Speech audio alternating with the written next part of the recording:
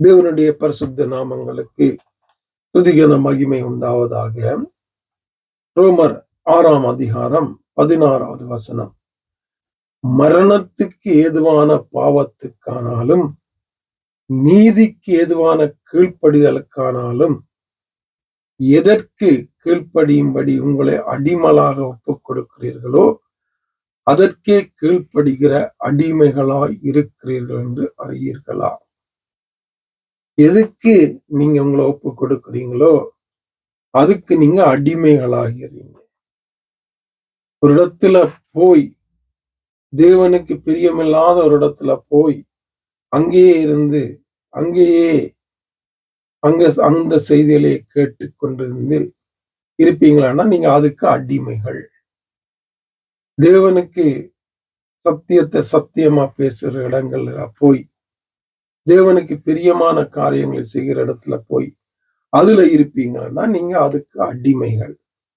அது உங்களை ஆண்டு கொள்ளும். எதுக்கு உங்களை நீங்க விட்டு கொடுக்குறீங்களோ அதுதான் உங்களை ஆண்டு கொள்ளும் என்பதா இங்க தெளிவாக சொல்றாரு.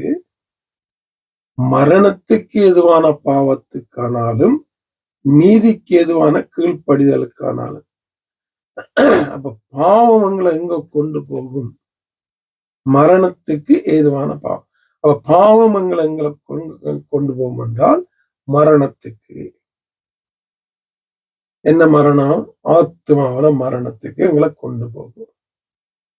அதெல்லாம் இதுல இந்த 6ஆம் அதிகாரத்துல பாவம் செய்யாதீங்க, பரிசுத்தமா வாழுங்க, அதுக்கு உங்களை கொடுத்துடாதீங்க, உங்களை விட்டுறாதீங்க, உங்களை வித்துறாதீங்க, அடிமைகள் ஆகிறாதீங்க, அதுக்கு சரீரத்தை அதுக்கு ஒப்பு கொடுத்துறாதீங்கன்னா அநேக காரியங்களை பவுல் இங்க சொல்றாரு. ஏனென்றா இந்த பாவம் என்னத்துக்கு என்ன செய்யும்னா மரணத்துக்கு நேராக நடத்தும். ஆத்மாவில் மரணம், நித்திய அக்கினி, அங்கே நித்திய பாதம், இதுக்கு நேராக தான், நித்திய ஜீவனுக்கு நேராக நடத்தாது. இது இந்த பாவம். ஆனா நீதிக்கு ஏதுவான கீழ்ப்படிதலுக்கானாலும் எதற்கு நீங்க உங்களை ஒப்பு கொடுங்க. அப்ப நீதி என்ன செய்யும் என்று சொன்னா, நீதிக்கு எங்களை ஒப்பு கொடுக்க நாங்க கீழ்ப்படிக்க தேவனுக்கு நேராக எங்களை கொண்டு போய் நிறுத்தும். நித்தியத்துல இங்க கொண்டு போய் நிறுத்தும். நீதி என்றால் உலக நீதி, சொந்த நீதி, தேவனுடைய நீதி, மூன்றாக பிரிக்கலாம். உலகம் சொல்லுகிற ஒரு நீதி உண்டு, எங்களுடைய சுய நீதி உண்டு, அநேகர் தங்களுடைய சுயத்துல வாழுகிறவங்க உண்டு. நான் சொல்றேன் சரி. தேவனுடைய நீதி என்று ஒன்று உண்டு. இந்த தேவனுடைய நீதியில வாழுகிறவங்க தான் இந்த மரணத்துக்கு தப்பி அங்க நித்தியத்துல நித்திய ஜீவனுக்கு உரியவர்களாக வாழ முடியும், போய் சேர முடியும்.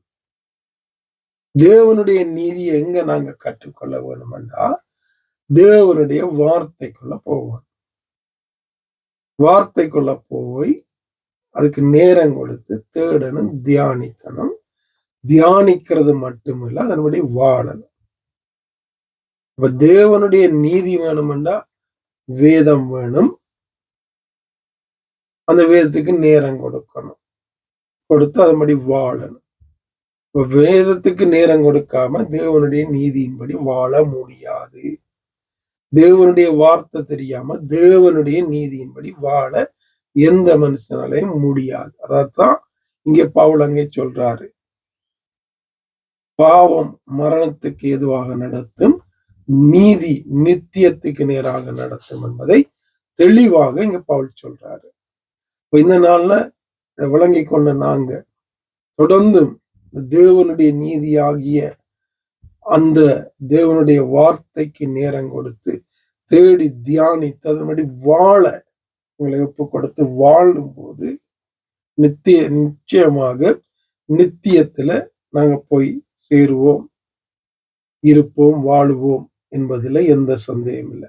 ஆவியானவர் தொடர்ந்தும் அப்படியாக எனக்கும் உங்களுக்கும் அந்த கிருபையை தந்து வழி நடத்துவாராக. ஆமென்.